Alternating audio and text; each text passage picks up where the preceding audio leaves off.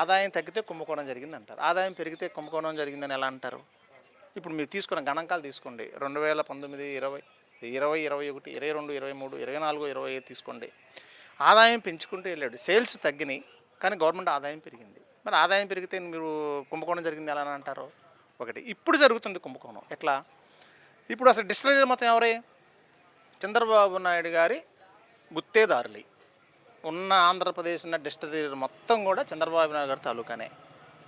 మరి కుంభకోణం జరిగితే వాళ్ళు ఎందుకు అరెస్ట్ చేయట్లా? ఓన్లీ వైఎస్ఆర్ కాంగ్రెస్ పెట్టిన జగన్మోహన్ రెడ్డి గారి చుట్టూ ఉన్న వాళ్ళని ఎందుకు అరెస్ట్ చేస్తున్నారు? తర్వాత ఆ సంబంధిత శాఖలో ఉన్న అధికారులను అరెస్ట్ చేయాలిగా, వాళ్ళని అరెస్ట్ చేస్తున్నారా? వాళ్ళని కూడా అరెస్ట్ చేయట్లా.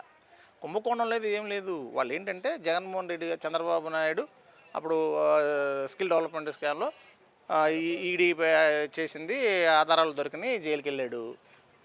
ఏదో విధంగా జగన్మోహన్ రెడ్డి గారి చుట్టూ జగన్మోహన్ రెడ్డి గారిని ఏదో విధంగా ఖచ్చితంగా అదే జైల్లో పెట్టాలని ఆయన చుట్టూ ఉండే వాళ్ళని ఈ కేసులో ఎల్లో పత్రికల్లో, ఎల్లో టీవీల్లో కథనాలు రావటం, ఆ కథనాలు సిట్ అని వీళ్ళు అనుకూలంగా ఉండే ఒక నాయకులు అంటున్నాను, అధికారులను పెట్టి ఆ కథనాల ద్వారానే ఎల్లో పేపర్లో వచ్చే స్క్రిప్ట్లనే వాళ్ళు అక్కడ ఇంప్లిమెంట్ చేయటం, ప్రస్తుతానికి రిమాండ్లో పెట్టారు తప్ప ఈ కేసు నిలబడేవి కావు.